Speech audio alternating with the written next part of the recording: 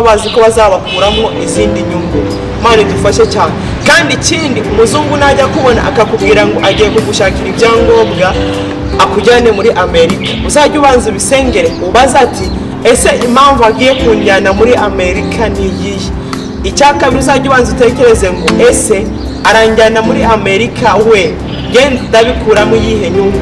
Kandi wongere utekereze atese uwo nguwo agiye kunjyanayo we inyungu abifitemo ni iyihe nimara kugerayo?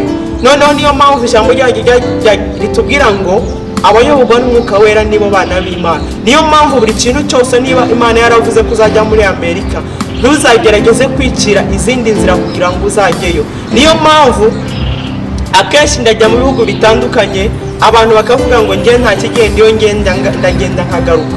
Ndababwira ati rero mwebwe niba muri abakozi b'Imana mukumva yuko mugezeho mutagaruka, Imana ntabwo izabajyana, izajya ijyana nge nzajya ngenda ngaruke. Benshi rero babigenderamo ku buryo batazi, bakumva yuko bageze muri Amerika ariyo Kanani yabo byarangiye. Ariko nanone ushobora kujya muri Amerika wari uvuye nta muri Afurika uri mu butayu, uri mu bugaragu, uri mu butayu nta kintu ubona cyo kurya. None ukagira ngo nugera muri Amerika ibibazo bizahita birangira. N'ubundi ntabwo uba wabisize, n'ubundi bukiri ku isi uragerayo nanone ukazakirwa na bwa butayu kandi wari uzi ngo wageze muri Amerika wabusize. Niyo mpamvu ndamuguma mu isezerano. Niyo mpamvu abiringiye Uwiteka Imana ntabwo bazigira bakugwa n'isoni habe na gatoya. Kireka ba bandi bava mu masezerano Imana yabasezeranije kandi ari nta mpamvu, abo ngabo nibo bazakugwa n'isoni.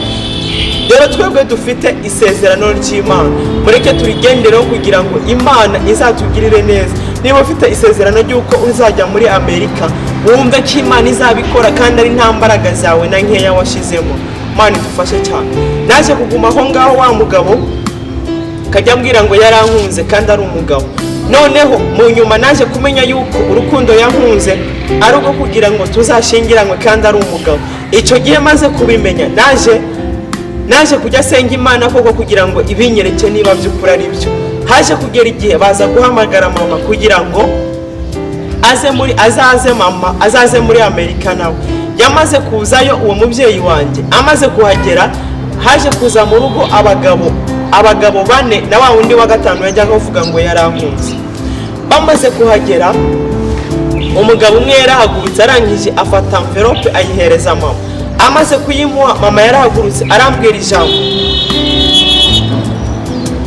yaje kumbwira ngo iyi envelope bampereje ni amafaranga ayo bampaye y'inkwano zawe, ugomba kuzashingiranwa n'uriya mugabo. Mbese aravuga ngo ngomba kuzashingiranwa n'umugabo kandi nanjye nziwe. Icyo gihe naratangiye ndarira, ndangije njye imbere y'Imana ndayibwira ati Mana wowe nubona yuko ngiye kuzashingiranwa n'umugabo kandi nanjye nziwe, uzanyice mbere yuko ubwo bukwe buzagera. Noneho nguma imbere y'Imana nkajya senga Imana nyibwira Imana. Birangije wa munsi w'ubukwe waje kugera ya Mana itari yanyica. Buri gihe najya imbere y'Imana nyibwira tuzanyice mbere yuko ubukwe bugera. Icyo gihe niryo jambo mama yambwiye numva rirambabaje.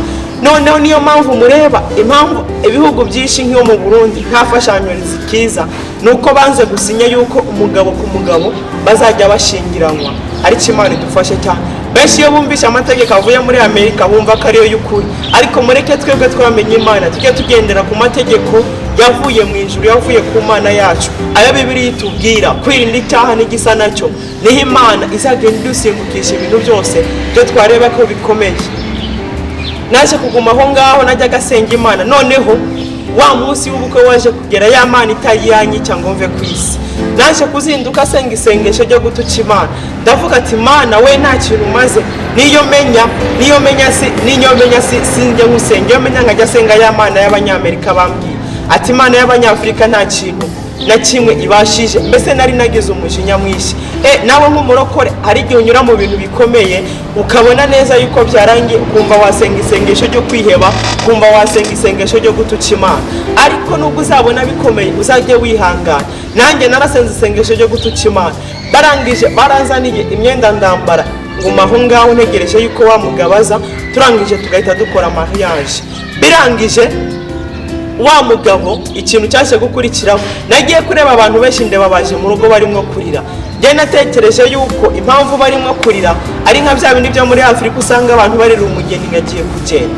Ikintu cyaje gukurikiraho naje kubabaza impamvu, barangije baje kumbwira ngo wa mugabo wawe mwari mugiye gukorana ubukwe akoreye impanuka mu modoka arangije ahita anapfiraho. Imana ishimwe cyane. Bamaze kubimbwira njye yuko wa mugabo yapfiriyemo, nagumye aho ngaho ntangira ngiye gusenga. Bamaze kumbwira ko yapfuye, ikintu cyakurikiye natangiye kujya senga Imana, ndavuga ati Mana ushimwe. Ariko nge ako kanya bamaze kubimbwira naratangiye ndari.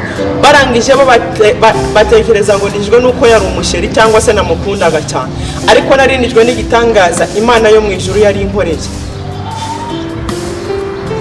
Aho ngaho niho byahise binyereka neza yuko umuntu adatungwa n'amasengesho y'uwo munsi, ahubwo atungwa n'amasengesho ya kera. Niyo mpamvu nkunda kwigisha abantu babwira ngo buriya twebwe iyo turimo gusenga tuba turimo kugurana Imana. Niyo mpamvu nawe Imana ireba ahantu bikomeye igahita igusubiza, ikareba kuri ya masengesho yawe wajya gusenga, igahita igusubiza ikagukorera ikintu gikomeye. Niyo mpamvu niba twaramenye Imana tukayimenya by'ukuri, hantu twebwe tureba ko birangiye, hantu tureba yuko byari birangiye, Imana yirareka noneho kugira ngo izagutabare, ubona yuko ari Imana y'imbaraga. Imana ishimwe cyane. Birangije naje kuguma aho ngaho, bakajya bambwira ngo Abanyafurika turaroga, namuroze. Ndababwira ngo namuroze, ariko namurogesheje Yesu Kristo. Ikintu cyaje gukurikiraho kumbwira ngo uwo Yesu mujya muvuga ntagabaho. Noneho baza kunyereka umugabo akina filime za Yesu, baza kunjyana ahantu yari arisanga arimo kubyinana n'abakobwa, arimo kwinywera n'inzoga. Ndavuga ati none se ko bajyaga batubwira ko Yesu aba mu ijuru? Barambwira ati ni ibintu twebwe abazungu twikoreye, Yesu ntabwo abaho, ntabwo yigeze abaho. Barangije byabaye ngombwa yuko duhita tuva aho ngaho.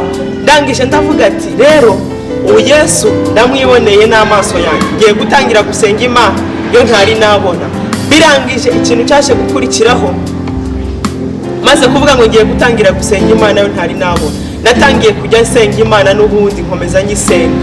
Noneho naje kubaza umugabo w'Umunyafurika, arambwira ati Yesu ari mu isi nta kamera zari zihari, atahubwo uriya muntu nukora ibyo Yesu yakoze kugira ngo abantu babirebeshe amaso yabo. Ugasanga umuntu aho kugira ngo Yesu amugendane mu mutima, yarafashe igifoto cy'uriya mugabo azi ngo niwe Yesu yakimanitse mu nzu yiwe, ngo niwe Yesu yumva yuko ari byo bihagije.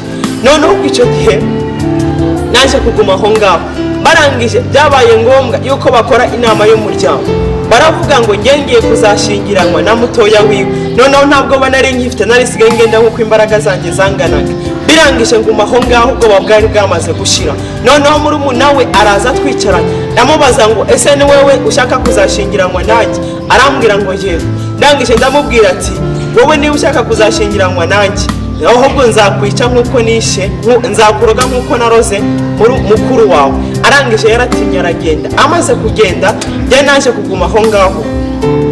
Maze kuhaguma byabaye ngombwa yuko bajya babaza umubyeyi wanjye, baramubaza ngo ese uyu mwana tuzamukorera ikihe kintu kugira ngo twebwe azabe uwacu adukorere by'ukuri?